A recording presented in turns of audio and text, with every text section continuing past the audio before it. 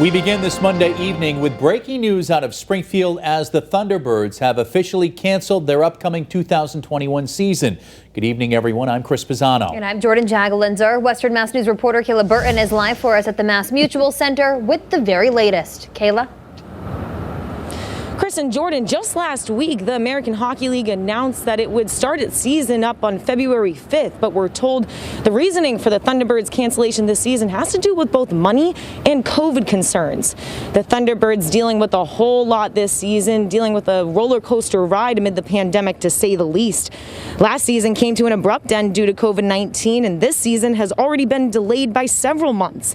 In a statement, team president Nate Costa says, quote, "Over the past few months, we have worked tirelessly with the St. Louis Blues, their NHL affiliate, to explore every possible avenue for returning to play this season."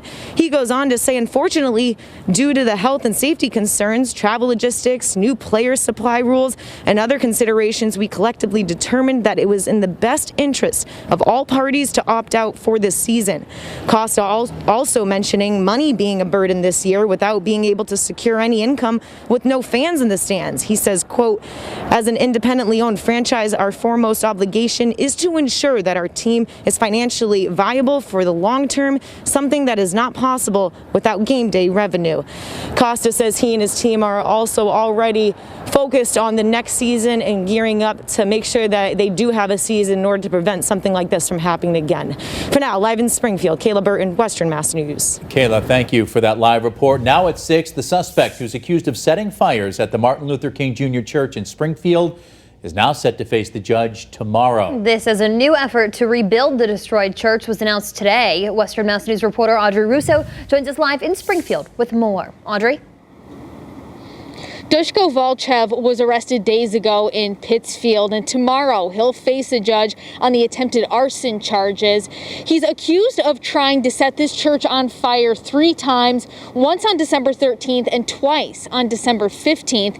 He's also a suspect in the December 28th fire that ripped through the building, and now it requires rebuilding. It's a sense of relief in that prayerfully there won't be another church that is burned. Reverend Dr. Terilyn Curry Avery of the now destroyed Martin Luther King Jr. Church in Springfield speaking out Monday after the Friday arrest of Dushko Volchev, who lives in Maine and has a criminal history in that state. He may be behind bars for the time being, but Avery is left picking up the pieces of the church, destroyed in a December 28th fire in which Volchev is a suspect. The cost to rebuild, still unknown. We're not even allowed in the church yet, so we've not even assessed the damage. To help fund the rebuilding effort, the Council of Churches of Western Mass has announced a GoFundMe with the congregation and community support. Rebuilding is one thing, but replacing the furniture and replacing all those other things is another. There was a group that reached out to the council that we'll talk more about, that is offering churches an opportunity to have some surveillance cameras around your premises. I know it's an old adage, but from these ashes a phoenix will rise again. Members of the church say until then, they will not be fearful and will continue their prayers. This is just a building. God is in our heart. Now, on our website, there's a link to both the Council of Churches GoFundMe, in addition to the initial fund set up for the church through the Presbytery of Southern New England. Again, you can find both of those at westernmassnews.com. Live in Springfield, Audrey Russo for Western Mass News.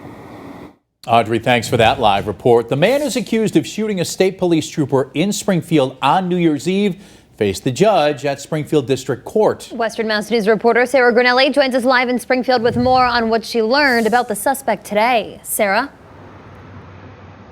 Christopher Gardner is charged with several counts, including 2 counts of assault with intent to murder, and he entered a not guilty plea. 31-year-old Christopher Gardner appeared virtually before a judge at Springfield District Court on Monday, accused of shooting a state trooper in Springfield on New Year's Eve. For the court is the Commonwealth versus Christopher Gardner. A preliminary investigation shows Gardner exchanged gunfire with another man near Nursery and Stafford Streets. Minutes later, police arrived at the scene when they say Gardner shot a gun towards police. One of the bullets going through a state trooper's cruiser, hitting the 26-year-old trooper in the leg. Springfield Police Commissioner Cheryl Clapprood didn't hold back about what went down when law enforcement arrived. They ran into a gun battle in response to shots fired. The shot spotter activation system went off and did as it was supposed to, and the two brave officers did as they were supposed to do. They went right to the scene to try to protect lives. Western Mass News digging deeper into Gardner's criminal past, dating all the way back to 2012 when he was convicted of possession of a firearm at Hampden Superior Court. Then in 2016, he was arrested again on firearms charges. That case was dismissed. 2 years later, charges were dismissed against him again after facing a few charges, including assault and battery on a family member. Then in January of 2020, he was charged with a breach of peace violation. And I am grateful and thankful that the Springfield police officer did as he was trained to do, and that was render first aid to that trooper. As for the trooper, he graduated from Massachusetts State Police Academy in May. He was treated and released from the hospital. And as for Gardner, he's expected to be back in court on Thursday for a dangerousness hearing. Live in Springfield, I'm Sarah Grunelli for Western Mass News. Sarah, thanks for that live report. An investigation is now underway after a deadly hit and run that happened in Springfield. That's where we find Western Mass News reporter Lindsay Kane with the details. Lindsay? Chris and Jordan, a man was hit by a car around 11 o'clock on Saturday night on Locust Street. Police say that car fled the scene. As the investigation continues into what exactly happened, Springfield Police Commissioner Cheryl Clapprood says officers have already found the car responsible. It was a fatal hit and run, and I thank the Traffic Bureau officers and their diligence in locating the car and the vehicle's owner, and we will have more coming out with that in regards to charges. Police say the victim died at the scene of the accident, and his identity has not been released yet.